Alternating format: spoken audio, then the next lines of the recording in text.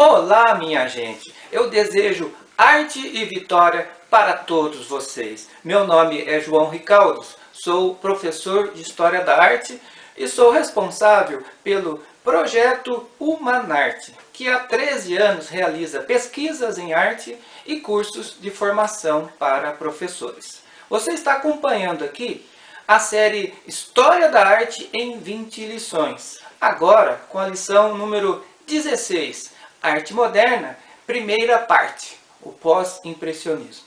Vamos lá? Neste vídeo, você conhecerá os chamados pós-impressionistas, fundadores da arte moderna, Paul Gauguin, Vincent van Gogh e Paul Cézanne. Bom, mas qual a importância de estudar só esses três pintores? Olha, dessa vez eu vou encurtar a conversa e só quero alertar para o seguinte: há uma riqueza de sensibilidade, de criatividade nessas três figuras que é a coisa impressionante. Tanto que ninguém sabia como classificar os rapazes. Inventaram em 1910 o termo pós-impressionismo para fazer alguma ligação entre o impressionismo e a arte moderna. O fato é que esses três são considerados os fundadores da arte moderna. Vamos apreciar.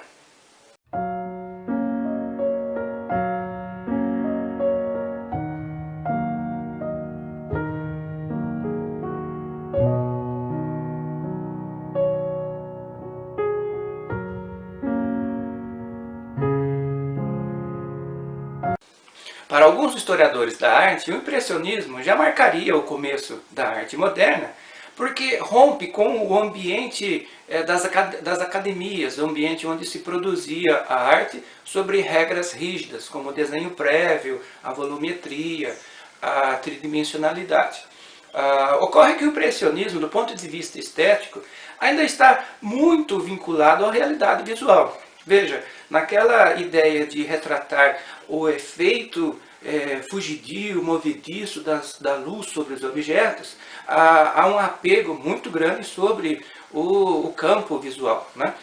Agora, esses três pintores que a gente vai tratar aqui, de fato, continuam com esta ruptura com o espaço acadêmico e as suas regras, como o impressionismo. Mas, diferente do impressionismo, já não se vinculam mais fielmente à realidade visual. De alguma forma, ela é alterada, como quando, por exemplo, o Van Gogh retrata um boteco alaranjado com uma mesa de bilhar amassada e com suas luminárias gigantescas. Ele adotou uma distorção da realidade em função da sensação que é estar num lugar depressivo como esse. A gente vai ver lá na frente, né? A mesma coisa o Gauguin, quando recorre a locais exóticos e pinta um céu vermelho, um terreno lilás, né?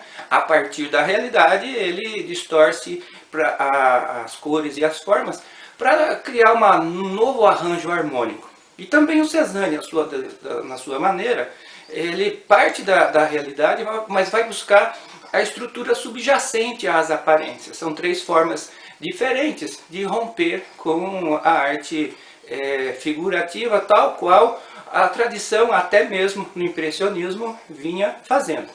Ou seja, há sempre alguma cor arbitrária, uma distorção das formas, um distanciamento que abre uma avenida para as gerações seguintes, que diz assim: pinte à sua maneira. Então a arte começa nesse período a retratar a partir da realidade, mas seguindo as sensações, as distorções, a arbitrariedade, o sentimento, a individualidade. A gente vai ver então na sequência um pouco da vida do Gauguin e sua obra em seguida. E vamos repetir isso com o Van Gogh e também com o Cézanne. Vamos lá?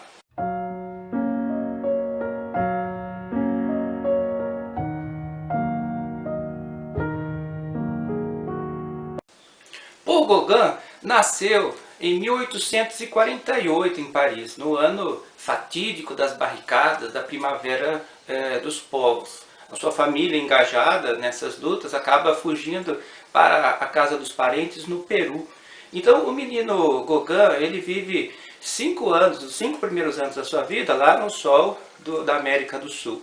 Depois, quando chega o período do seu serviço militar, ele estende, né, a sua participação e passa 5 anos na marinha mercante, viajando os 7 mares. Aí volta para Paris, se casa com uma mulher de uma grande família da Dinamarca e leva 10 anos numa vida burguesa. Ele foi agente da Bolsa de Valores de Paris. Na crise mundial financeira dos anos 70, que é a primeira crise financeira mundial, né, ele acaba abandonando a carreira e, sem muita responsabilidade familiar, ele abandona os 5 filhos, a esposa volta para a Dinamarca e ele vai correr o mundo, né? Primeiro dentro da França. A ideia é buscar uma luminosidade, uma inspiração diferente.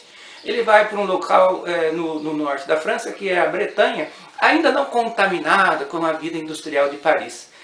Para ele isso é pouco. Aí ele vai para o Panamá, para Martinica, e acaba passando os últimos 10 anos da sua vida no Tahiti, que era a colônia francesa. Nessa busca por luz, por luminosidade, pelo exotismo, por uma inspiração, ele fica conhecido. É uma pessoa exótica nos salões de Paris. Enquanto ele está no Tahiti, por 2 vezes ele vai, uma viagem de 2 meses, né, e volta a Paris.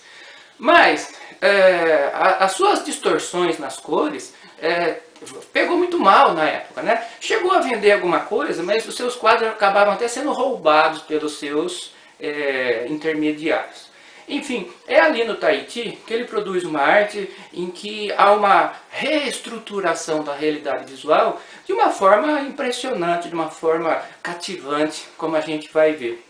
Foi um homem polêmico, brigou com as autoridades da França, lá nas colônias, foi preso, voltou para Paris para cobrar os seus quadros, entrou numa luta, machucou a perna e vai morrer disso, sem tratamento, lá no Tahiti. Então, há um dado de exotismo na vida e na obra que a gente vai ver na sequência.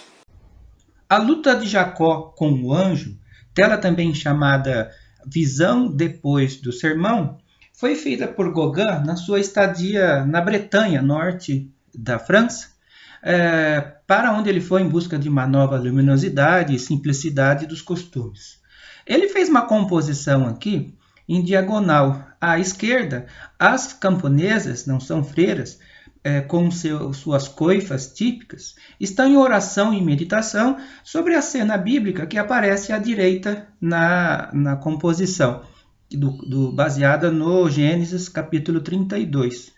A cena foi visualmente inspirada em Delacroix, onde a luta também acontece.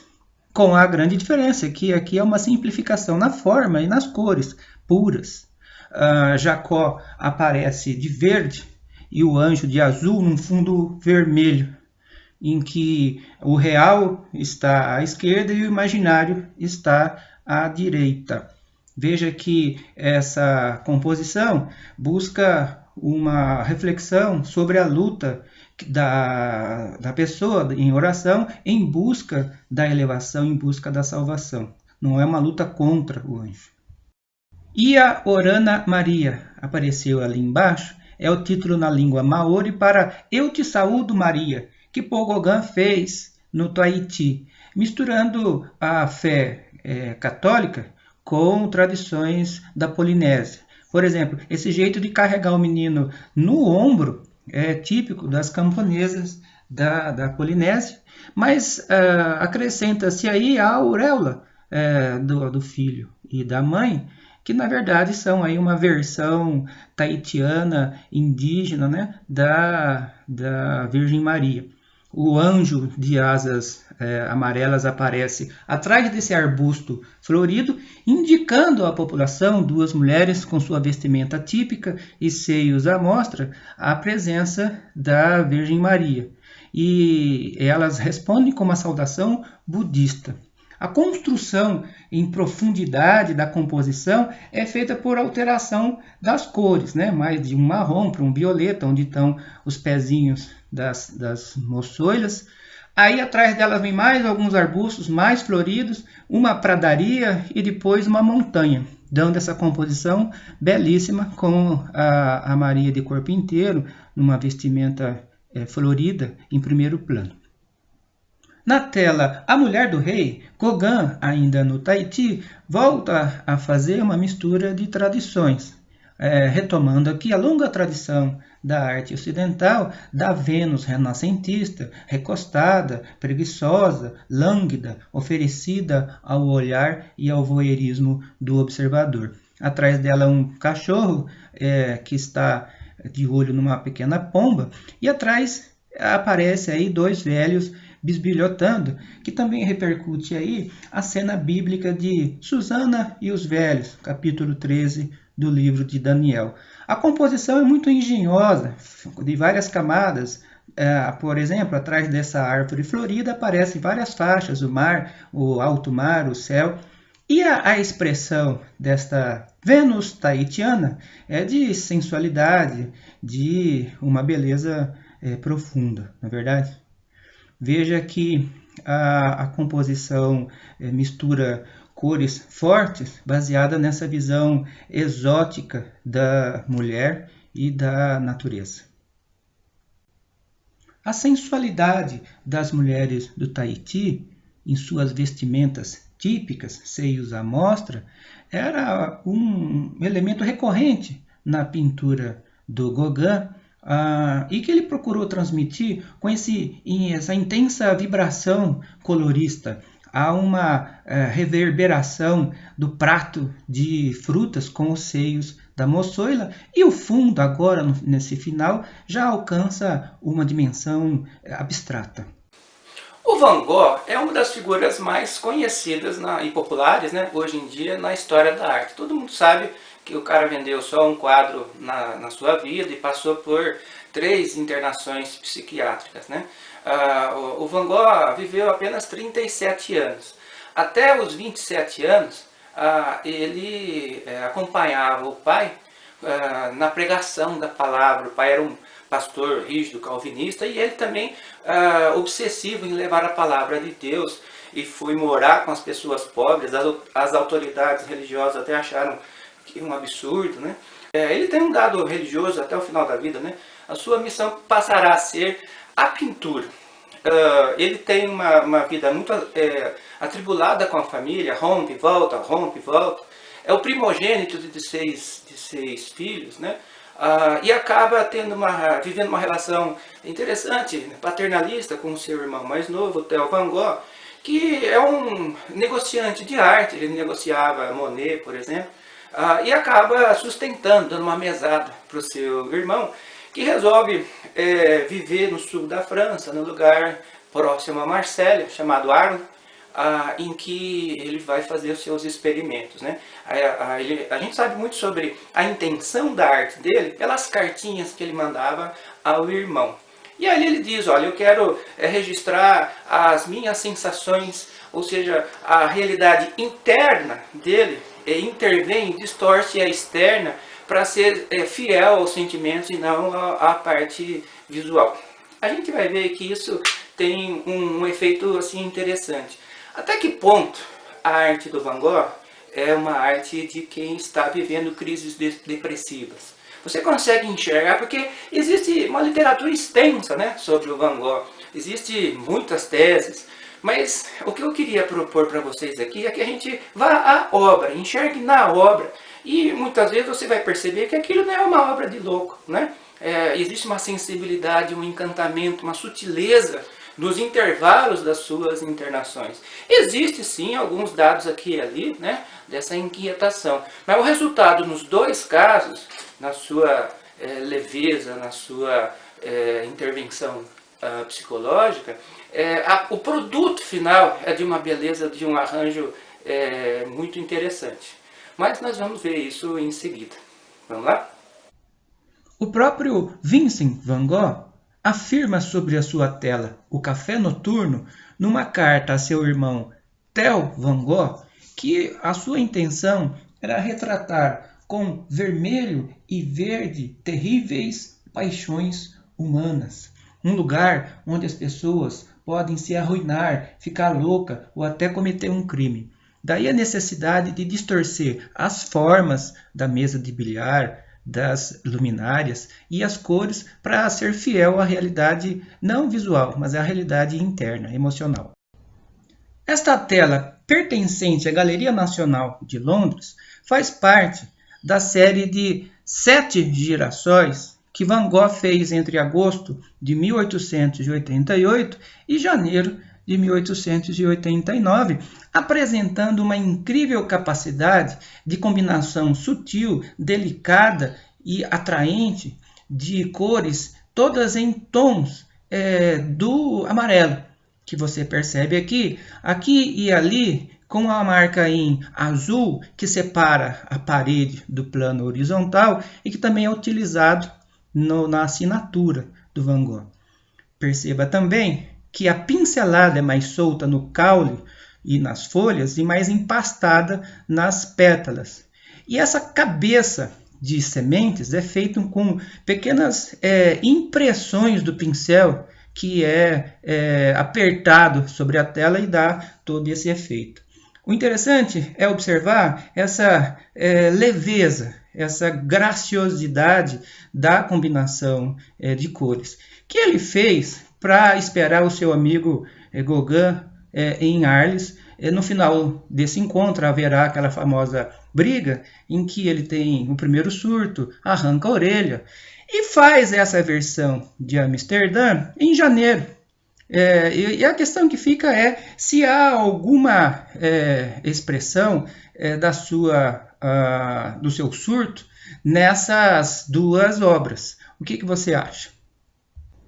Perceba que no retrato do carteiro Joseph Roland, a combinação sutil e leve de cores também ocorre agora em tons de azul, que são realçados por esses botões dourados do uniforme do carteiro, por essa barba espessa e também por esse sombreado de diferentes tons de azul no uniforme.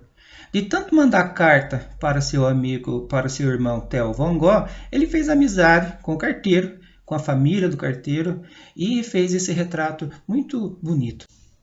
Além dos girassóis, as noites estreladas também são marcas registradas de Van Gogh. Muito já se escreveu, muito já se especulou sobre o significado desta obra. Mas vamos tentar alguma coisa aqui. Vamos começar pela pincelada. Perceba que no cipreste à esquerda, as pinceladas são verticais e são em redemoinhos lá no céu, mas são transversais lá nos Alpes, nas montanhas lá do fundo. Nas copas das pequenas árvores é uma pincelada retorcida, árvores que competem ali na altura com o teto das pequenas casinhas. O Van Gogh se inspira numa visão a partir da janela do hospício de Saint-Rémy. E ele diz isso numa carta para o irmão Theo Van Gogh. Só que essa vila não existe, ele inventou. E essas luzinhas amarelas, elas dão bem a impressão da vida lá dentro, da simplicidade, da quietude, que contrasta com uma espécie de batalha cósmica no céu, em que as estrelas são sugadas por um redemoinho. Um redemoinho vertiginoso, né? A paz na terra e o conflito no céu é contrastante.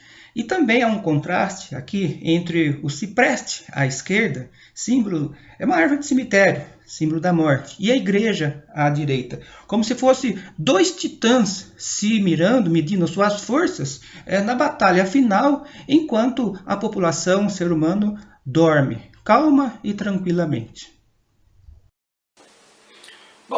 Paul Cézanne nasceu em 1839, é o mais velhinho dessa turma aí. Não há nada de muito tempestuoso, nem de muito exótico na sua biografia. Ele é filho de um banqueiro do sul da França, vai estudar direito, porque o pai queria. No terceiro ano ele abandona e o pai lhe dá permissão de estudar em Paris. Em Paris ele faz amizade com toda a turma do Café Garbois. que é um boteco onde aparecia lá o Monet, o Manet, Renoir. Ele teve, como a gente vai ver na sequência, uma fase impressionista. Mas isso não lhe agrada, né? A ideia dele era fazer um experimento incessante, obstinado, né? Disciplinado, de registrar a partir da natureza as estruturas internas, as linhas que são estruturantes da realidade. Seja a natureza morta, seja a paisagem, seja um retrato. E isso gera um impacto muito grande na posteridade, a ponto de o Picasso chamar o Cézanne de meu único mestre, o pai de todos nós. E de fato existe algo de muito instigante, né? O mundo é reordenado a partir de sua densidade, do peso das suas figuras.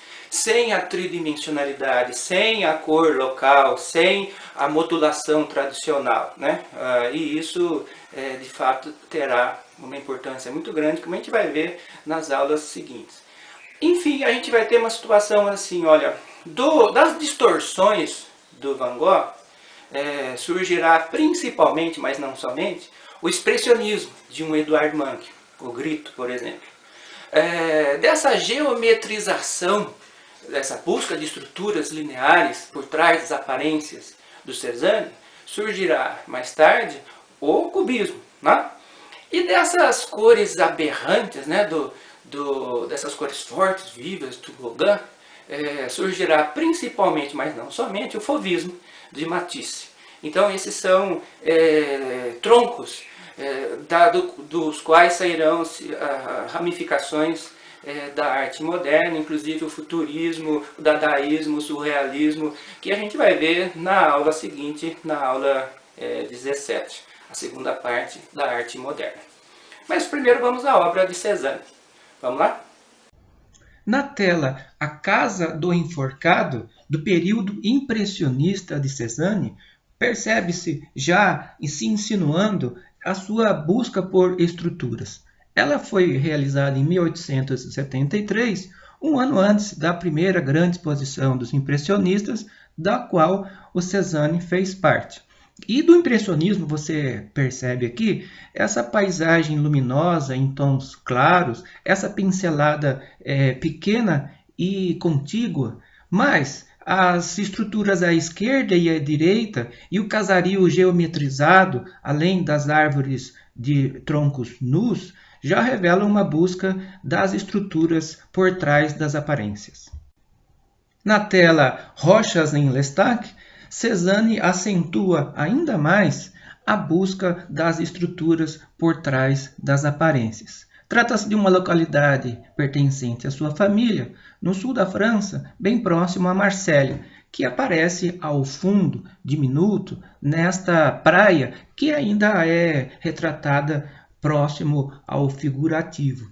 Em primeiro plano, no entanto, a vegetação que se insere nas fendas das montanhas e a pedra das montanhas é retratada, reproduzida com pinceladas em várias direções e cores que dão um modelado.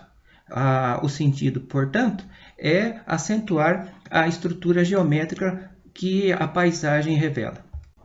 Na tela Mulher com Cafeteira, o geométrico e o psicológico se fundem de uma forma muito inteligente, muito criativa.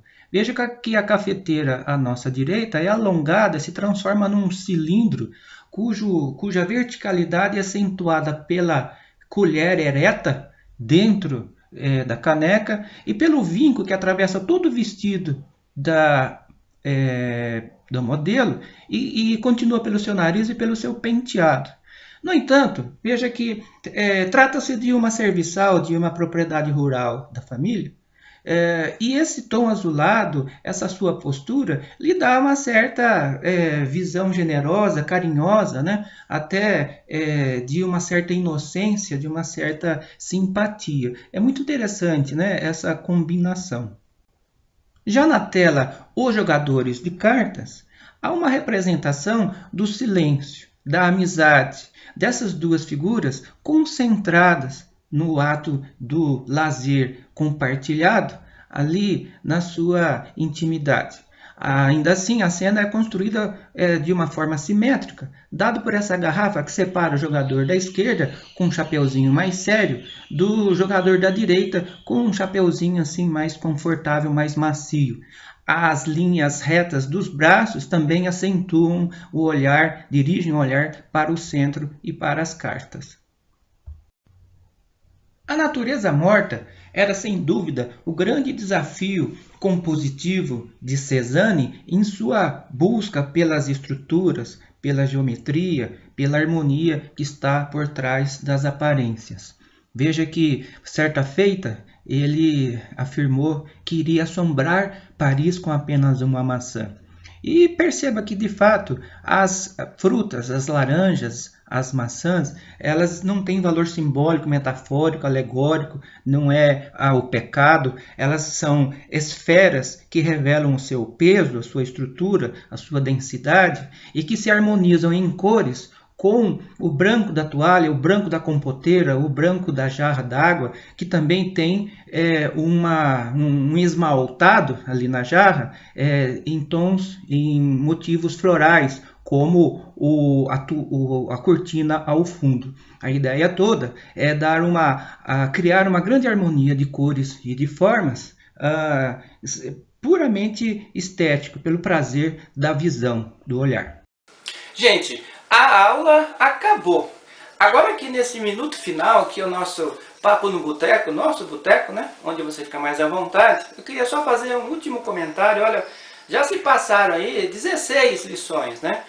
Se você acompanhou algumas delas, ou todas, né? O que eu acho que você deve ter percebido que o importante nessa história é o exercício do olhar, né? Isso é de um brinde celestial, né? Que nos foi ofertado assim de graça. Seja na pré-história, na Idade Média, no Renascimento, né? E na arte moderna, é o olhar sem preconceito, olhar sem ideias prévias, né? Isso é fundamental, porque o fruto disso é o prazer, né? Sem preconceito contra a arte acadêmica, ou contra a arte moderna, ou contra a arte da criança, e assim por diante. Beleza? Eu queria reforçar, né, sempre, que todo curso tem seu texto base, desse curso, que é justamente o nome da série, né? História da Arte em 20 lições, que você pode adquirir em forma assim, impressa, pelo site do Clube dos Autores, em que você recebe pelo correio. Ou até a versão digital, eu indico a Amazon, a versão é mais interessante. Agradeço a atenção de vocês. Projeto Manarte, valores humanos através da arte. Valeu!